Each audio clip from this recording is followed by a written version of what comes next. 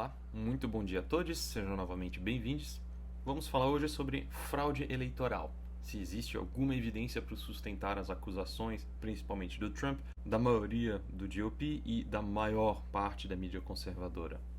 Segundo o Instituto Cato, um dos grandes bastiões de pensamento conservador, para não dizer ideologia, não há nada ou pouquíssimo.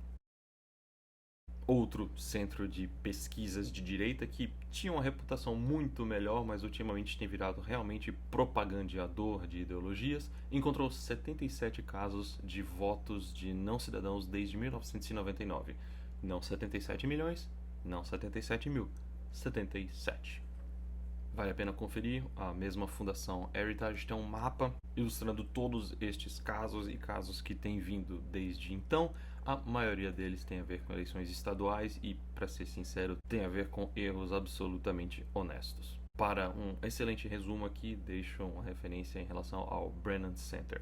A maioria das acusações se baseiam em estudos, entre aspas, pois eles são um mero comparativo sem rigor ou revisão para aprimoramento de metodologia feito por pessoas que não entendem de cruzamentos de bases de dados, onde são contrastados os registros eleitorais feitos com carteiras de motorista com os registros das pessoas no site do Detran de lá, o DMV, o que ilustra centenas de milhares de não-americanos registrados para votar.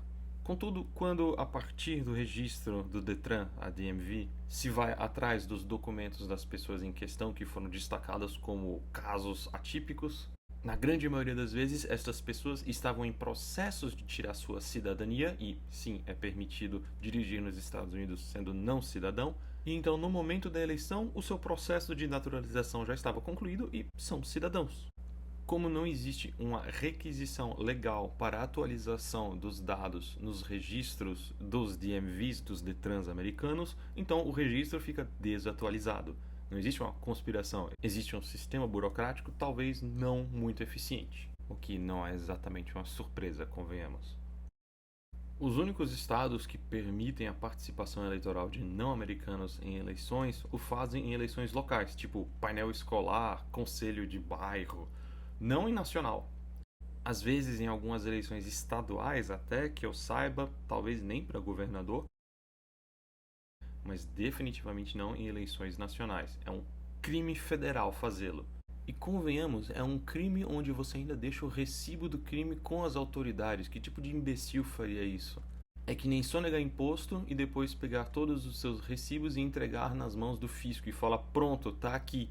Sim, é teoricamente possível fraudar, pois a maioria dos estados não exige comprovação de cidadania ao registrar eleitores. E os documentos que são exigidos, CNH, RG, podem ser obtidos por não cidadãos. Além disso, no formulário de registro eleitoral em si, existe uma caixinha que pergunta se você é ou não cidadão. E os conspiracionistas, então, acusam que este é o único filtro e que qualquer pessoa pode mentir a respeito e falsificar registros eleitorais. Ok, pode ser que o sistema em si tenha algumas falhas que poderiam ser corrigidas, mas não é como se não houvesse nenhum tipo de fiscalização. Efetivamente, as autoridades eleitorais têm uma lista das pessoas que estão habilitadas a votar, dado o seu registro eleitoral e dado uma série de etapas de revisão de registros que são feitas múltiplas vezes ao longo de praticamente todos os anos, onde os dados são cruzados com registros criminais, com registros de imigração, registros de morte, registros de mudança de endereço. A verdade é que os estados são obrigados por lei a revisitar suas listas rotineiramente e a cortar vínculos que não estejam em ordem após uma tentativa minimamente honesta de contato. Uma carta, uma ligação, um e-mail, sem resposta até um prazo específico da eleição, vínculo cortado. O que de fato existe frequentemente são pessoas cujos vínculos foram cortados, não foram avisados a respeito e chegam no dia da eleição para votar e descobrem que não podem fazê-lo. Neste caso, as pessoas são simplesmente enviadas de volta para casa. Ou elas registram um voto temporário que fica no limbo e só será contado caso a pessoa volte com seu registro eleitoral em dia e atualizado dentro do prazo estabelecido pela lei. Geralmente os casos de dita fraude são pessoas que acabaram presas por dirigir bêbado e aí perderam o direito a votar ou mudaram de endereço dentro do mesmo estado, inclusive. Então, seu endereço atual não bate com o do registro, seu vínculo é cortado. Estes são os casos reais de cortes das listas eleitorais, nas revisões eleitorais rotineiras executadas pelos estados rotineiramente. Especificamente, a investigação do Detran de Washington, a DMV de Washington, encontrou 300 não cidadãos registrados como votantes desde 2021. E destes, 2 tentaram votar. Então, por que todo este foco em DMVs nos Detrans? Bem, existe uma lei federal de 1995 que exige que os estados ofereçam a chance de se registrar eleitoralmente quando você está visitando o Detran local. É como se você tivesse um poupa-tempo ou qualquer instituição dessas que concentra múltiplos serviços governamentais em um único local. E em alguns estados, para economizar, as autoridades do Detran apenas adicionam uma pergunta no formulário perguntando: você é um eleitor? Você gostaria de se registrar como eleitor na hora de tirar sua carteira de motorista? Que frequentemente confunde não cidadãos que estão tirando a carteira de motorista legalmente, seja porque inglês não é sua língua nativa, ou se não porque estas pessoas compreensivelmente têm receio de declarar que não são cidadãos perante autoridades americanas, que geralmente são bastante intimidantes. Na Pensilvânia, aproximadamente 544 votos de não nacionais foram encontrados entre 2000 e 2017, dentro de um total de 93 milhões de votos registrados no período, o que equivale a 0,0006% do total. Seria mentira dizer que não há votos de não cidadãos, mas dizer que eles são impactantes nas eleições é absolutamente delirante. Todo este balaio sem muito embasamento possui, contudo, uma referência de uma certa tradição histórica americana, a da discriminação para com imigrantes e uma tentativa de cercear seus direitos quando se mudam para o país. No início do século XX, seja logo antes ou durante a Primeira e a Segunda Guerra Mundial, isto geralmente estava associado a imigrantes alemães, italianos e japoneses que lá iam morar, o que é, convenhamos, compreensível. Mas anterior a isto existe um fator muito mais tenebroso: a teoria da grande substituição. Patrocinado pelas mesmas pessoas que discriminavam o voto negro no sul dos Estados Unidos na época do Jim Crow, esta tosca teoria afirma que elites estão patrocinando a vinda de imigrantes para diluir o voto dos verdadeiros americanos.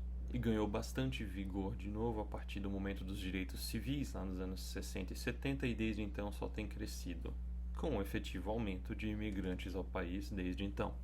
Esta teoria, além de ser puramente racista, é também extremamente hipócrita, já que os Estados Unidos compraram um pedaço de terra na África, criaram um país com o intuito de deportar toda a sua população negra depois da abolição da escravidão, para atenuar ou mitigar toda a influência, toda a contribuição, toda a cultura dos povos negros na história dos Estados Unidos.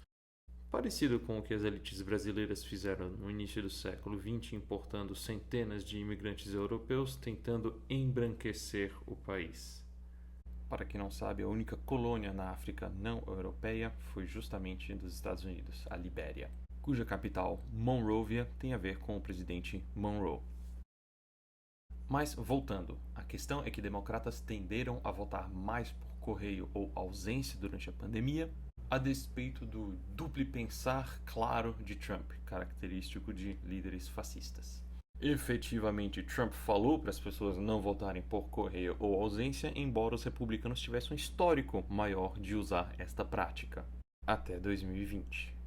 E aí, com esta aparente discrepância suspeita, em 2020 foi lançado um documentário extremamente partidário e conspiracionista chamado 2.000 Mulas, retratando um monte de denúncias sem provas durante as eleições de 2020, parecido com aqueles conteúdos daquele Brasil perpendicular ou Brasil lado a lado, sei lá, um nome desses.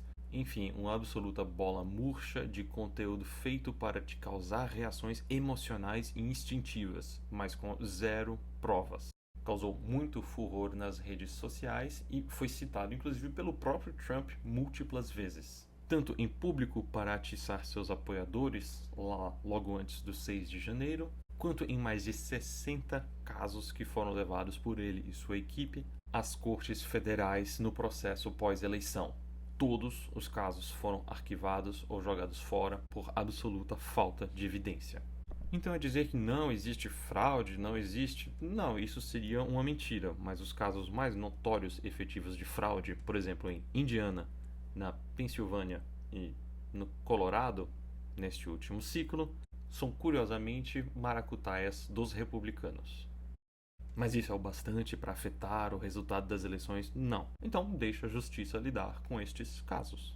Não estou aqui implicando que seja uma prática exclusiva do GOP, nem frequente nem ocasional. Tenho zero provas disto.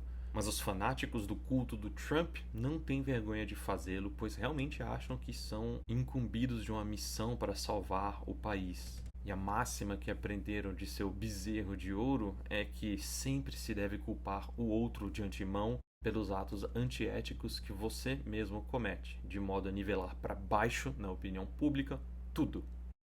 Existem casos de democratas, independentes e republicanos cometendo atos, mas estes são isolados e geralmente são pegos. Há pouca ou nenhuma substanciação para dizer que fraudes são um problema nas eleições americanas. Por hoje é só, obrigado pela atenção, até o próximo vídeo.